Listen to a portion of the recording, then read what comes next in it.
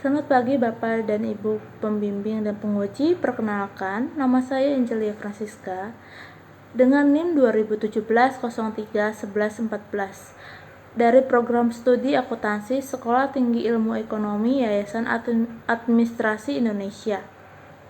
Saya akan mempresentasikan hasil penelitian saya yang berjudul Pengaruh Aset Pajak Tangguhan, Beban Pajak Tangguhan, dan Perencanaan Pajak terhadap Manajemen Laba Studi Empiris Perusahaan Manufaktur Subsektor Food and Beverage pada tahun 2018 sampai 2020. Pada bab pertama ini saya akan membahas tentang latar belakang. Laporan keuangan memuat salah satu informasi ialah laba perusahaan, di mana informasi laba berperan penting untuk pihak internal maupun eksternal. Oleh sebab itu, perusahaan menuntut pihak manajemen untuk menangani laba perusahaan sehingga laba dapat dipantau perkembangannya. Jika pihak manajemen memberikan performa yang terbaik dalam kinerjanya, maka perusahaan akan memberikan bonus yang sesuai dengan pencapaian manajemen. Pada dasarnya, tujuan diberikan bonus ialah supaya memberikan semangat pihak manajemen dalam berlomba-lomba menunjukkan kinerja yang terbaik untuk perusahaan, akan tetapi hal ini dipergunakan manajemen untuk melakukan manipulasi yang bisa menguntungkan dirinya sendiri. Landasan teori. Yang pertama, teori keagenan. Dikutip dari Supriyono 2018, teori agensi ialah relasi antara prinsipal dengan agen. Prinsipal membuat perjanjian kepada agen untuk bekerja sama dalam mencapai tujuan kepentingan prinsipal, dan agen akan diberikan kekuasaan kalau agen sanggup mencapainya. Yang kedua, teori akuntansi positif. Yang dikutip dari Iman Supriyadi yang menyatakan bahwa teori akuntansi positif ialah teori yang ada dalam akuntansi yang berusaha menerangkan suatu proses yang memakai keahlian penafsiran dan pengetahuan akuntansi saat memastikan strategi akuntansi dalam menangani keadaan di masa depan. Yang ketiga, manajemen laba. Yang dikutip dari Harry 2016 bahwa manajemen laba terjadi karena adanya keleluasan dalam penyusunan laporan keuangan sehingga dapat dimanfaatkan oleh manajer berupaya untuk mencapai target laba yang diinginkan.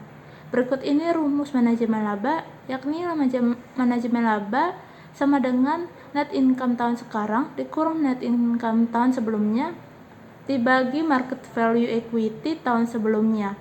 Aset pajak tangguhan. Dikutip dari Suwandi 2016, pengakuan aset pajak tangguhan bersumber dari kenyataan adanya kesempatan pemulihan aset yang menyebabkan pembayaran pajak pada tahun yang akan datang menjadi lebih rendah sebagai dampak dari pemulihan aset yang tidak mempunyai konsekuensi pajak. Berikut ini perhitungan dari aset pajak tangguhan, yakni aset pajak tangguhan sama dengan delta aset pajak tangguhan dibagi aset pajak tangguhan. Yang kelima, beban pajak tangguhan. Dikutip dari Suwandi 2016, pengakuan beban pajak tangguhan berlandaskan bukti adanya kemungkinan pelunasan beban sehingga membuat pengenaan pajak untuk tahun yang akan datang menjadi lebih banyak karena dampak pelunasan pajak. Berikut ini perhitungan beban pajak tangguhan. Deferred tax expense sama dengan deferred tax expense dibagi total aset tahun sebelumnya. Yang keenam, perencanaan pajak. Dikutip dari Khairil Anwar 2013, perencanaan pajak merupakan serangkaian strategi yang bertujuan untuk mengelola akuntansi serta keuangan perusahaan dalam meminimumkan kewajiban pajak. Rumus perhitungan perencanaan pajak yaitu perencanaan pajak sama dengan net income dibagi EBIT. Berikut ini adalah desain penelitian. Lalu saya akan membahas tentang hipotesis penelitian. Hipotesis penelitian terdiri dari 4, yaitu hipotesis yang pertama, aset pajak tangguhan berpengaruh terhadap manajemen laba pada perusahaan manufaktur yang terdaftar di Bursa Efek Indonesia. Hipotesis kedua, beban pajak tangguhan berpengaruh terhadap manajemen laba pada perusahaan manufaktur yang terdaftar di Bursa Efek Indonesia. Hipotesis yang ketiga, perencanaan pajak berpengaruh terhadap manajemen laba pada perusahaan manufaktur yang terdaftar di Bursa Efek Indonesia. Hipotesis yang keempat, aset pajak tangguhan, beban pajak tangguhan, dan perencanaan pajak berpengaruh secara bersama-sama terhadap manajemen laba pada perusahaan manufaktur yang terdaftar di Bursa Efek Indonesia. Bab 3. Metodologi penelitian.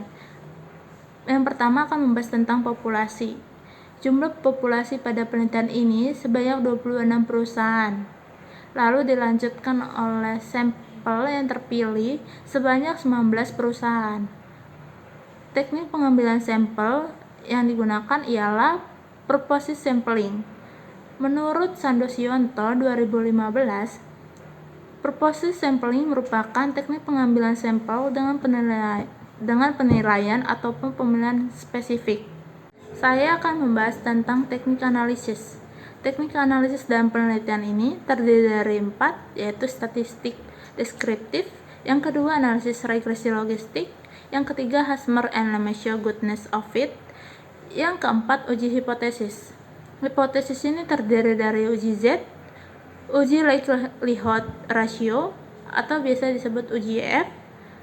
Yang terakhir itu uji koefisien determinasi. Memasuki bab 4, hasil penelitian dan pembahasan.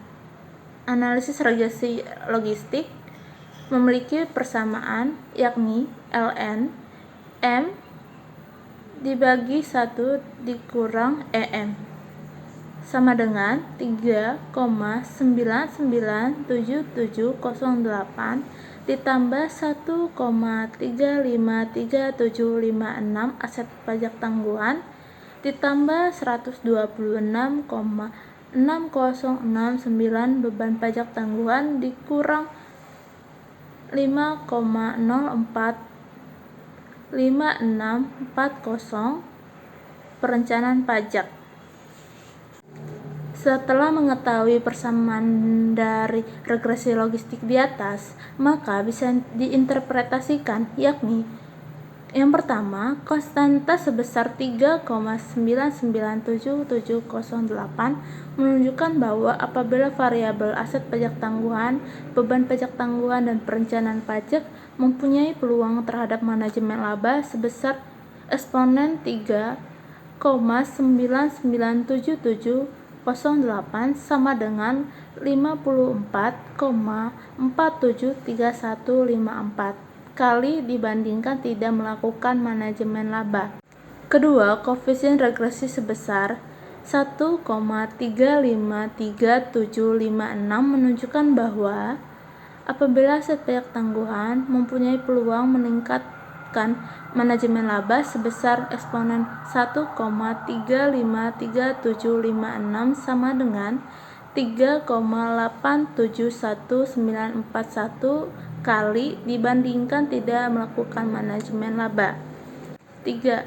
Koefisien regresi sebesar 126,6069 menunjukkan bahwa apabila beban pajak tangguhan mempunyai peluang meningkatkan manajemen laba sebesar eksponen 126,6069 sama dengan 9,65335 kali dibandingkan tidak melakukan manajemen laba. Yang terakhir, yang keempat, koefisien regresi sebesar minus 5,045640 menunjukkan bahwa apabila perencanaan pajak mempunyai peluang menurunkan manajemen laba sebesar eksponen minus 5,045640 sama dengan 0,006437 kali dibandingkan tidak melakukan manajemen laba. Yang kedua itu uji Hassmer and Lemaître goodness of fit test. Berdasarkan tabel 4.2 menunjukkan bahwa besarnya hal statistik sebesar 9.8667 dengan probabilitas chi-square sebesar 0,2745 dilihat dari nilai probabilitas yang lebih dari 0,05. Dengan demikian, hasil tersebut mampu disimpulkan model berhasil diterima serta sinkron terhadap data observasi yang diuji sehingga bisa ke arah fit. Yang ketiga, pengujian hipotesis. Uji Z berdasarkan hasil penelitian pada tabel 4.1, maka dinyatakan hasil dari uji Z yakni Yang pertama, dalam tabel hasil statistik menunjukkan bahwa nilai koefisien regresi dari aset pajak tangguhan sebesar 1,353756, yang artinya aset pajak tangguhan memiliki koefisien positif. Selanjutnya, nilai probabilitas sebesar 0,1192 lebih besar dari 0,05, maka aset pajak tangguhan tidak memiliki pengaruh terhadap peluang melakukan manajemen laba dengan pernyataan keputusan ialah H0 diterima. Kedua, dalam tabel hasil statistik menunjukkan bahwa nilai koefisien regresi dari beban pajak tangguhan sebesar 126,6069, berarti beban pajak tangguhan memiliki koefisien positif. Selanjutnya, nilai probabilitas sebesar 0,0911 lebih besar dari 0,05, maka beban pajak tangguhan tidak memiliki pengaruh terhadap peluang melakukan manajemen laba dengan pernyataan keputusan ialah H0 diterima. Ketiga, dalam tabel hasil statistik menunjukkan bahwa nilai koefisien regresi dari perencanaan pajak sebesar minus 5,045640, yang artinya perencanaan pajak memiliki koefisien negatif. Selanjutnya, nilai probabilitas sebesar 0,0381 lebih kecil dari 0,05, maka perencanaan pajak memiliki pengaruh negatif dan signifikan terhadap peluang melakukan manajemen laba dengan pernyataan keputusan ialah H0 ditolak. Selanjutnya, uji likelihood ratio. Pada hasil uji yang didapatkan pada tabel 4.1, maka terlihat nilai probabilitas sebesar 0,001355 dan nilai LR statistik sebesar 15,62204. Dalam hal ini, hasil nilai probabilitas yang dihasilkan kurang dari 0,05, maka memperoleh keputusan ialah H0 ditolak, yang mengartikan bahwa variabel aset pajak tangguhan, beban pajak tangguhan, dan perencanaan pajak berpengaruh secara bersama-sama terhadap peluang melakukan manajemen laba dapat diterima. Dan terakhir, uji koefisien determinasi dinilai dalam tabel 4.1 memberikan keterangan bahwa terdapat nilai R-square sebesar 0,197744 atau 19,77%, menunjukkan bahwa aset pajak tangguhan, beban pajak tangguhan, dan perencanaan pajak memiliki keterkaitan terhadap peluang melakukan manajemen laba sebesar 19,77%, sedangkan sisanya sebesar 80,23%. Dijelaskan atau diwakili oleh variabel di luar penelitian, contohnya ukuran perusahaan, konsentrasi kepemilikan, probabilitas, tingkat hutang, beban pajak kini, arus kas operasi, dan struktur modal. Masuk ke bab terakhir, yaitu bab 5. Kesimpulan. Berdasarkan penelitian yang telah dilakukan, maka keluarlah hasil penelitian yang menyatakan bahwa 1. Aset pajak tangguhan tidak memiliki pengaruh secara parsial terhadap manajemen laba. Kedua, beban pajak tangguhan tidak memiliki pengaruh secara parsial terhadap manajemen laba. Ketiga, perencanaan pajak memiliki pengaruh negatif dan signifikan secara parsial terhadap manajemen laba. Keempat, aset pajak tangguhan, beban pajak tangguhan, dan perencanaan pajak memiliki pengaruh secara simultan sebesar 19,77% terhadap peluang melakukan manajemen laba. Selanjutnya saya akan membahas tentang saran. Saran dan penelitian ini ada 3, yaitu yang pertama, 1. Untuk peneliti selanjutnya disarankan membuat penambahan variabel supaya memperluas bukti dugaan yang berpengaruh dalam mendeteksi manajemen laba seperti ukuran perusahaan, konsentrasi kepemilikan, profitabilitas, tingkat hutang, beban pajak kini, arus kas operasi, struktur modal, dan sebagainya.